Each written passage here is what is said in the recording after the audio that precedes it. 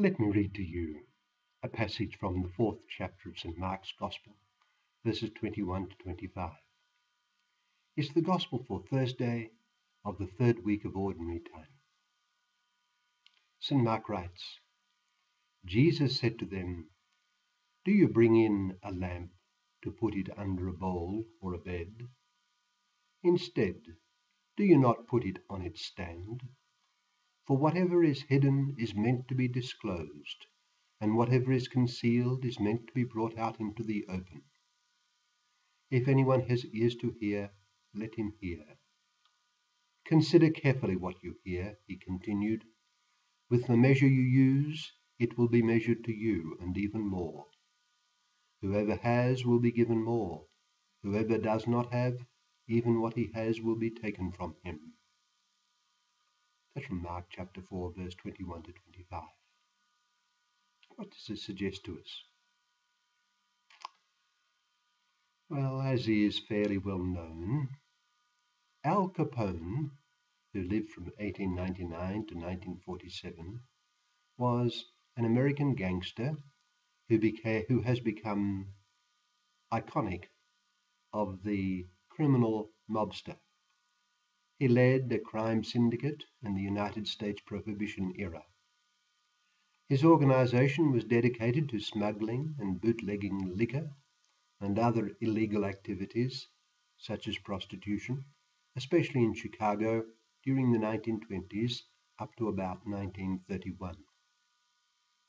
The son of Italian immigrants and one of a large family, he showed promise as a student, but disliked the rules of his strict parochial Catholic school. He dropped out of school at the age of 14 after being expelled for hitting a female teacher in the face. He worked at odd jobs around Brooklyn and was influenced by gangster Johnny Torrio, whom he came to regard as a mentor. He graduated from one small gang to the next in power and married early.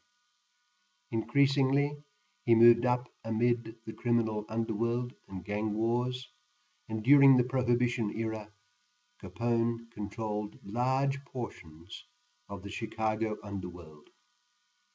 This provided his organization with millions of dollars a year in revenue, generated through numerous illegal enterprises such as gambling, prostitution, and especially the sale of liquor. He was often the object of rival assassination attempts. Although the matter is disputed, it is believed that Capone masterminded the 1929 St. Valentine's Day massacre in the Lincoln Park neighborhood on Chicago's North Side in retaliation against a rival gang.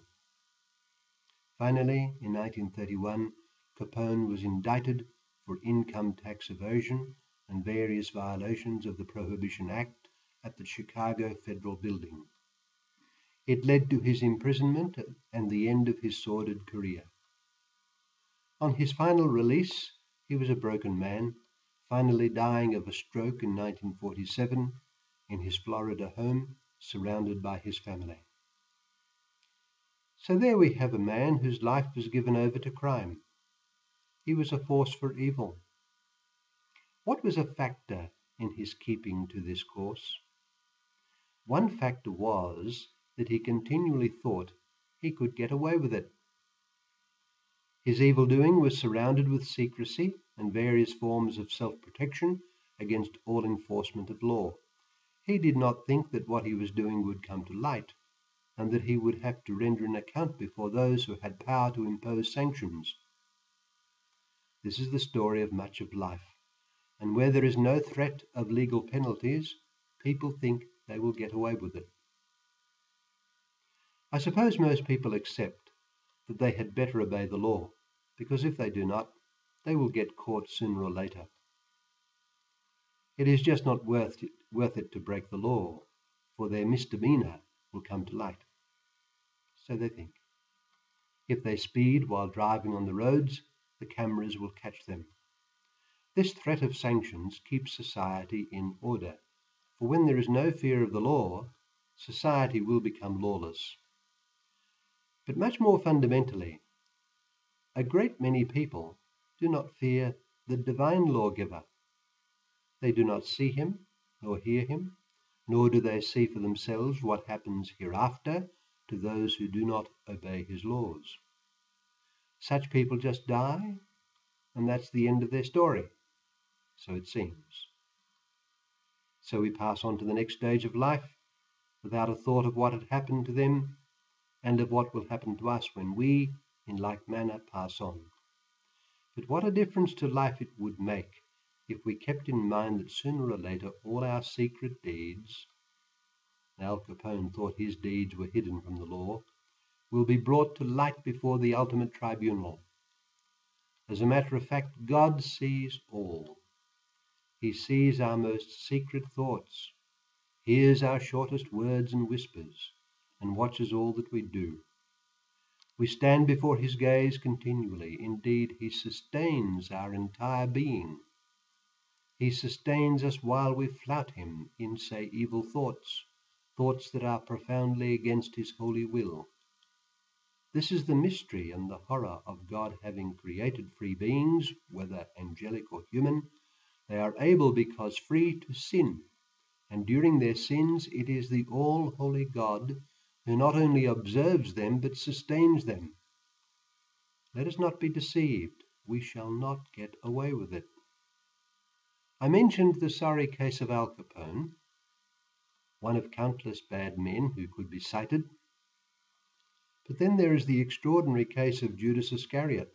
We read in the Gospel of St. John that after Christ publicly announced the doctrine of the Holy Eucharist and lost many of his disciples as a result, he stated that one of the 12 was a devil. John chapter 6 verse 70. Judas did not leave Christ, as did many other disciples. He just stayed on in his secret unbelief. He was in his heart a liar and began a course of hatred for Christ. Pope Benedict XVI once expressed the opinion, August the 27th, 2012, his Angelus address, that Judas nurtured the desire for revenge against Jesus for not fulfilling his hopes of a political Messiah.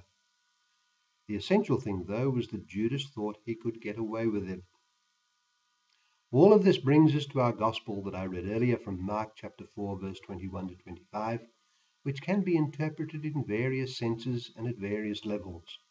Christ is plainly referring to his own teaching when he states that whatever is hidden is meant to be disclosed, and whatever is concealed is meant to be brought out into the open. If anyone has ears to hear, let him hear. Still, let all of us remember that everything will be disclosed. All will be brought out into the open.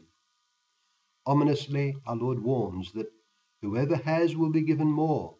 Whoever does not have even what he thinks he has, even what he has will be taken from him. The judgment of God is inevitable, and every moment of life brings us closer to that awful moment.